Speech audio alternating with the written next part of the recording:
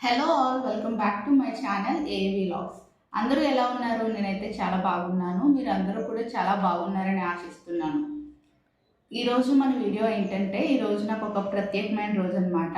అలాగే యావత్ మన భారతదేశాన్ని మొత్తం కూడా సరే ఈరోజు ఒక మంచి గుర్తింపు కలిగిన రోజుగా ఈరోజు మిగిలిపోయిందండి. ఇంతకీ మనం ఏంటన్నది ఈ వీడియోలో మాట్లాడుకుందాం. నాకెందుకు ఈరోజు ప్రత్యేకమైంది అంటే, ఈరోజు నా బర్త్డే అండి. అందుకే నాకు చాలా ప్రత్యేకమైన రోజు అనమాట. ప్రతి ఒక్కరికి బర్త్డే అంటే చాలా హ్యాపీగా ఉంటుంది. ప్రతి ఒక్కరికి పండగే.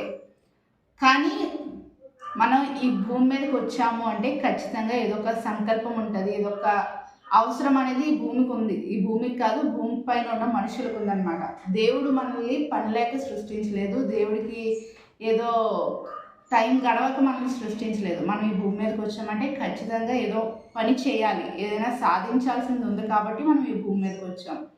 ఇప్పుడు నేను పుట్టానంటే నాకంటూ కూడా ఏదో ఒకటి ఉంది. ఈ భూమి మీద సాధించి మళ్ళీ చనిపోయేలోపు ఏదో ఒకటి సాధించి భూమిని తిరిగి వెళ్ళాలి. మనకు కనిపిస్తున్న కొన్ని ఎగ్జాంపుల్స్ తీసుకుందాం. ఇప్పుడు ఉదయం లేచిన వెంటనే పువ్వు వికసిస్తుందండి. పువ్వు ఎందుకు వికసిస్తుంది? అది జడలో పెట్టుకుంటామో, గుడిలో పెట్టుకుంటామో, లేదంటే అది శ్మశానానికి వెళ్తుందో ఆ పువ్వుకే తెలీదు. కానీ ఏదో ఒక పనికి మాత్రం ఖచ్చితంగా ఉపయోగపడుతుంది. ఓకేనా? అలాగే ఆల్చెప్పులో ముత్యం దొరుకుతుంది. ముత్యం ఎందుకు?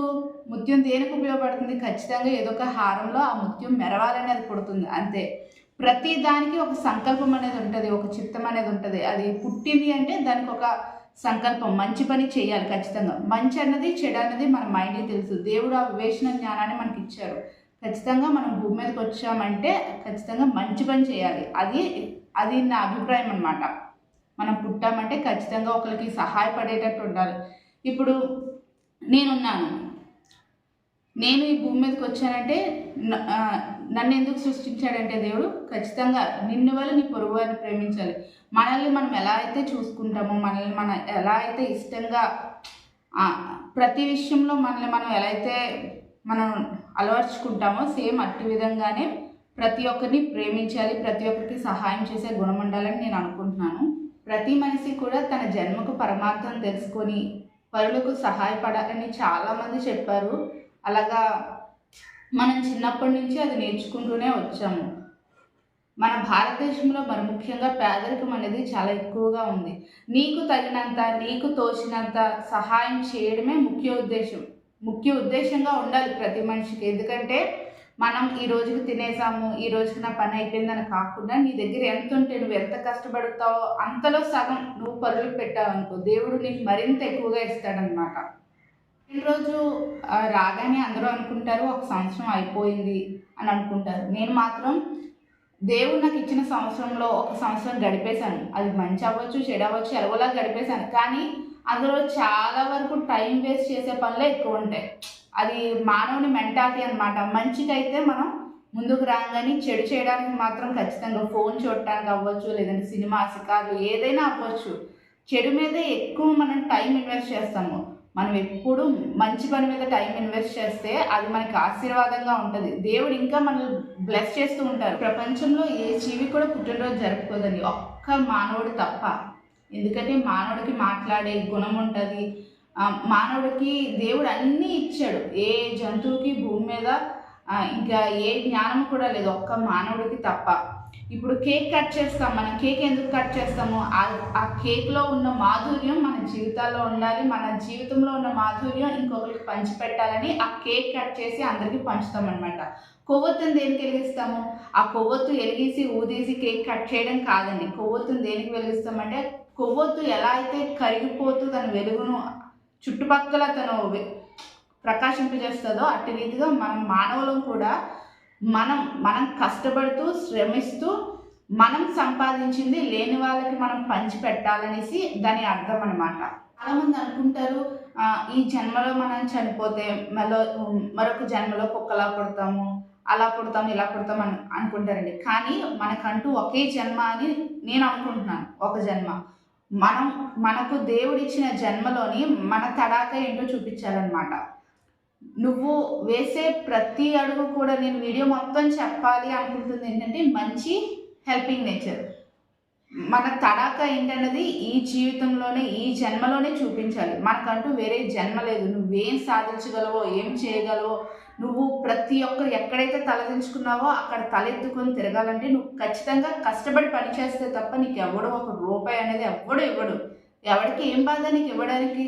ఎవడి కష్టం ఆడితే నువ్వు కష్టపడి సంపాదించు, నీ పిల్లల్ని చూసుకో, నీ భార్యను చూసుకో, అది అసలైన జీవితం. ఎన్నో కోట్లు ఉన్నాయి, నాకు ఎంతో సంపాదన ఉంది, అది కాదు. నువ్వు ఫ్రాడ్గా వేరే విధంగా ఎలా సంపాదించినా కూడా అది ఎక్కువ రోజులు నీ దగ్గర నిలవదండి. అదంతా వృధాగానే ఖర్చు అయిపోద్ది తప్ప నువ్వు ఎప్పుడైతే కష్టపడి పనిచేస్తావో, నువ్వు ఎప్పుడైతే శ్రమించి నీ జీవనాన్ని కొనసాగిస్తావో అది అసలైన జీవితం. ఫర్ ఎగ్జాంపుల్ అండి, మీరు ఒక ఆట ఆడడానికి ఒక గేమ్లోకి దిగుతారు. For example kabaddi. నువ్వు ఆటలోకి దిగాక అమ్మ నేను ఆడలేకపోతున్నాను, అమ్మ నాన్న నువ్వు వచ్చి నా గేమ్ ఆడంటే ఎవరైనా ఆడతారా నీ కోసం? నీ అమ్మ నాన్న కాదు, నీ తమ్ముడు కాదు, ఎవ్వరు ఆడరు. నీ గేమ్ నువ్వు ఆడాల్సింది నువ్వే ఆడాలి, నువ్వు సాధించాల్సింది నువ్వే సాధించాలి. నీ కోసం ఎవ్వరు కూడా అమ్మ నాన్నలు ఏంటి, నా పిల్లలకి జన్మనిచ్చాం ఒక ఏజ్ వరకు వాళ్ళు చూసుకుంటారు అంతే, అది వారి బాధ్యత. మనం కూడా మన జీవితాన్ని బాధ్యతగా చూసుకోవాలి కానీ బరువని ఎప్పుడు అనుకోకూడదు. మన బాధ్యతను మనం నిర్వర్తించాలి, ఒక విజయాన్ని చూపించాలన్నమాట. చూస్తున్న వాళ్ళకి మనమే ఒక మాదిరిగా ఉండాలి. మన పెద్దలు ఇప్పటి నుంచి చెప్తూ ఉంటారు, తల్లిదండ్రులకు మించిన దైవం లేదని. మనం కూడా అలాగా మన తల్లిదండ్రుల తర్వాత ఎవరైనా నీ కోసం నీ తల్లిదండ్రులు చేసినంత ఇంకెవ్వరూ చేయరు, అంతే కదా. మీరందరూ చిన్నప్పటి నుంచి చాలానే చూసుంటారు. మీ తల్లిదండ్రులు ఎంత మీ కొరకు సాక్రిఫై చేశారో ప్రతిదీ మీ కళ్ళారా చూసుంటారు. అదే మనకు ఒక ఇన్స్పిరేషన్. నా పేరెంట్స్ నా కోసం ఇంత చేశారు, నేను కూడా ఖచ్చితంగా నా పేరెంట్స్ కోసం ఏదో ఒకటి చేయాలి అన్న ఒక దృఢ సంకల్పంతో మనం వేసే ప్రతి అడుగు కూడా మంచి వైపు, మంచి దిశగానే ప్రయాణించాలి. ఈరోజు నా బర్త్డే కాబట్టి మీ కమెంట్స్ ద్వారా ప్రతి ఒక్కరూ నాకు విషెస్ తెలియజేస్తారని ఆశిస్తున్నానండి. అలాగే యావత్ భారతదేశానికి కూడా ఒక మంచి గుర్తింపు తగిన రోజుగా ఈరోజు మిగిలిపోయిందని నేను చెప్పడానికి కారణం ఏంటంటే, చాలామందికి అర్థమవుతుంది నేను దేనికోసం చెప్తాననేది. సునీత విలియమ్స్ గారు తెలుసు కదండి. సునీత విలియమ్స్ గారు గత ఏడాది జూన్లో స్పేస్కి వెళ్ళారు కదా. తను ఏంటంటే ఒక వారంలో వచ్చేస్తామన్న రీతిగా వెళ్ళారు. కానీ వెళ్ళిన తర్వాత అక్కడ సాంకేతిక ప్రాబ్లంలో తను ఇంక అక్కడే స్టక్ అయిపోయారు. తిరిగి 286 రోజుల తర్వాత ఈరోజే భూమిపైకి వచ్చారు, సురక్షితంగా ల్యాండ్ అయిపోయారనమాట. నేనైతే ఒక ఇండియన్గా చాలా అంటే చాలా హ్యాపీగా ఉన్నాను తను సేఫ్గా ల్యాండింగ్ అయినందుకు. తన ఆరోగ్యం ఇంకా బాగా మెరుగుపడాలని, మన ఎర్త్ అట్మాస్ఫియర్కి తను హ్యాపీగా సెటిల్ అయిపోవాలని నేను మనస్ఫూర్తిగా కోరుకుంటున్నాను. ఈ వీడియో కంటే బాయ్ బాయ్. నెక్స్ట్ మంచి కంటెంట్ ఉన్న వీడియోతో రావాలని నేను అనుకుంటున్నాను. నా కోసం మీరందరూ వేచి చూస్తూ ఉండండి. బాయ్.